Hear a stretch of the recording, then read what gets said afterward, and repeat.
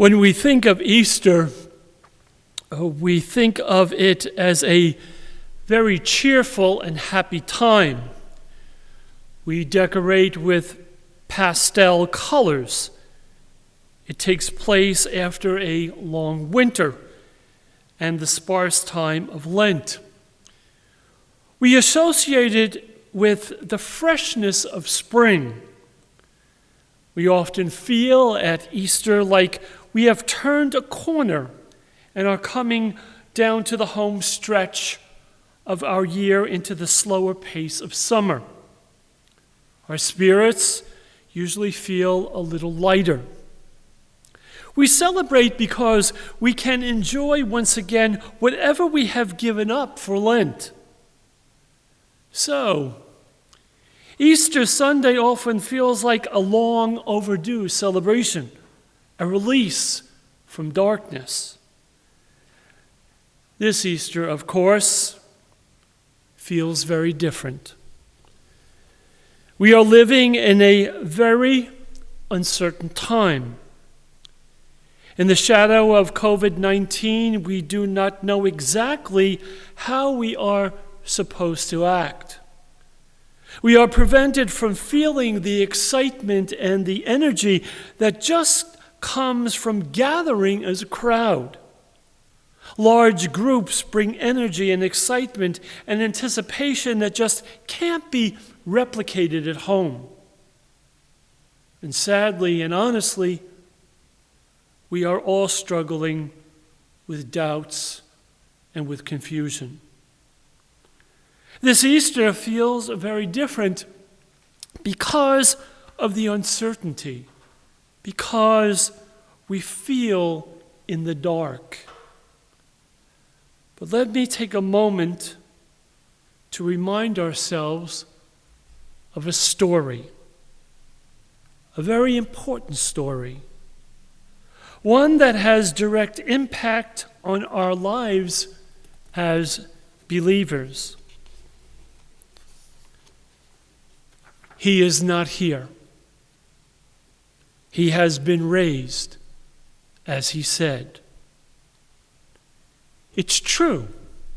It's all true. Christ is risen. And that's the only thing that needs to be said today. In some ways, it's the only thing that can be said. That Jesus has been raised from the dead is the only thing I really have to tell you today. Nothing more and nothing less.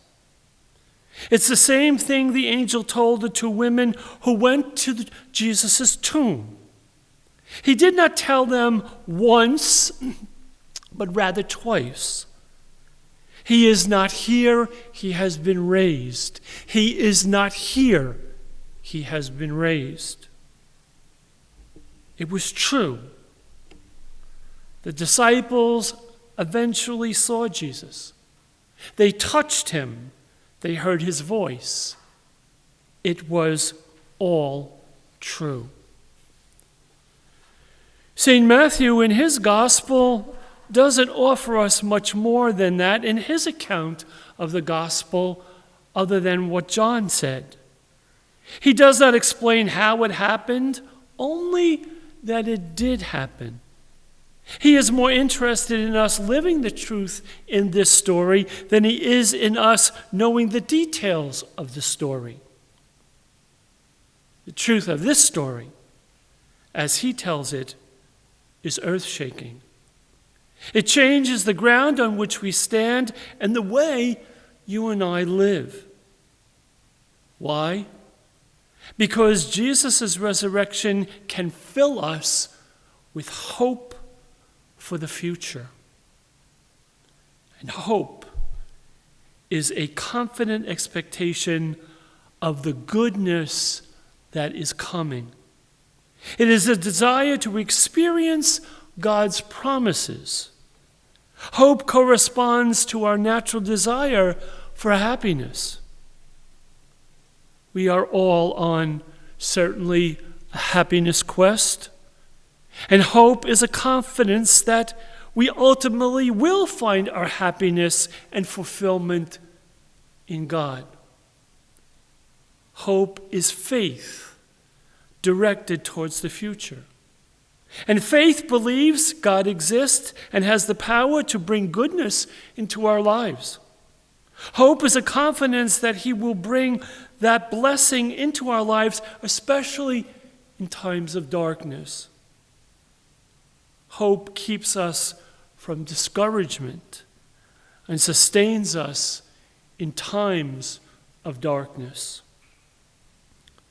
Faith is the foundation of hope. Faith is a gift. Faith in Jesus' resurrection is first and foremost a gift that comes from the grace of God. Without God's intervention and revelation, faith in Him is impossible. You cannot make yourself have faith. You cannot give yourself faith. You have to receive it. It has to be revealed to you by God. We cannot see this on our own.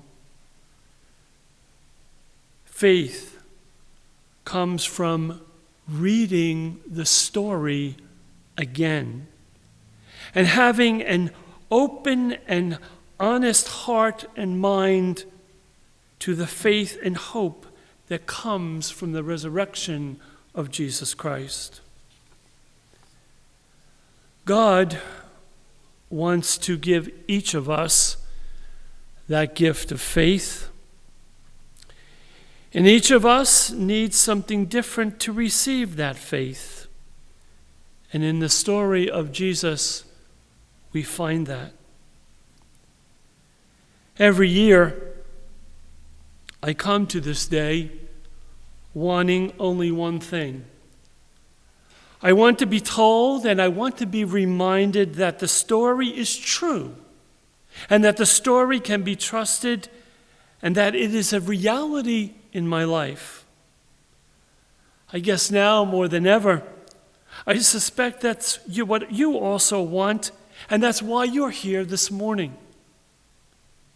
Our worlds were different a few weeks ago. They are different today. I come here today wanting to be reminded that the story is true. And you know what? I never leave here disappointed. I always leave here knowing that the truth of Easter, life, light, joy, hope, is greater than the truth of what brought me here. And I don't, for 1 minute, think this is only about me. I think you know exactly what I'm talking about, each of you. I don't think you are any different from me. Every one of you could name a darkness you have faced over the last year, including the one perhaps that you are going through right now. And some of you are today sitting in the midst of that darkness. I may not know what your darkness is or have been, but I know it's real. And that's why I think you come here today wanting to be told and reminded that the story that you heard proclaimed is true. And you know what? You came to the right place. You will not leave here disappointed. The angel's message to the women in today's gospel is the church's message to us today. He has been raised from the dead. It is still true. The story is true. You can count on it. It's for you and for your life. It was true yesterday, it is true today, and it will be true tomorrow. Sometimes it takes months or even years for resurrection to free us from the tomb and pull us out of the darkness, but it will. This is the promise of today. God never leaves anyone in the darkness of the tomb. The stone has been rolled away from the tomb. The day dawns with a new light. The earth quakes in celebration and joy. Christ is risen, and in him, so have you and I. Today reminds us that the light of the resurrection always prevails. Darkness cannot overcome the light. Regardless of who you are, the light prevails. Regardless of what you have done or left undone, the light prevails. Regardless of your doubts or beliefs, the light prevails. Regardless of your life circumstances, the light prevails.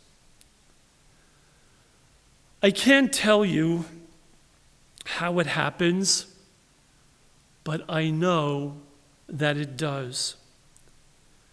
The light of the resurrection always wins.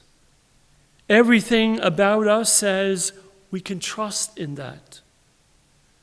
That changes everything about how we live. So, over the next 4 weeks, we're going to look at the evidence and the experiences of the early Christians and the hope that brought into their lives.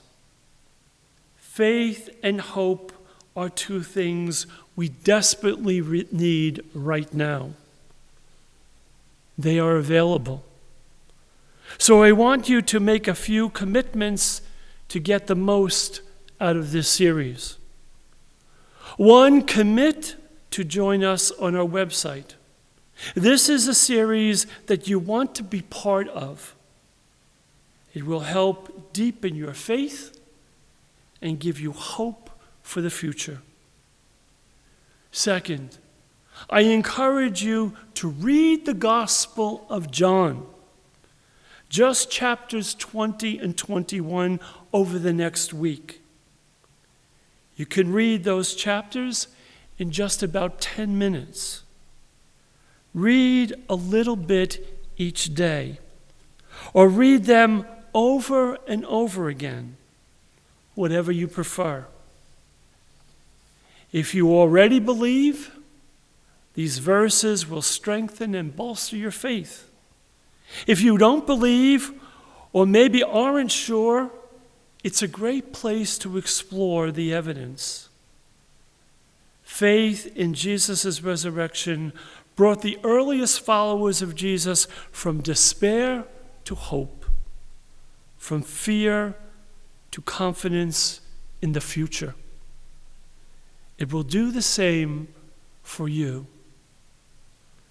Read the story again. The story is true. It's still true. Christ is risen.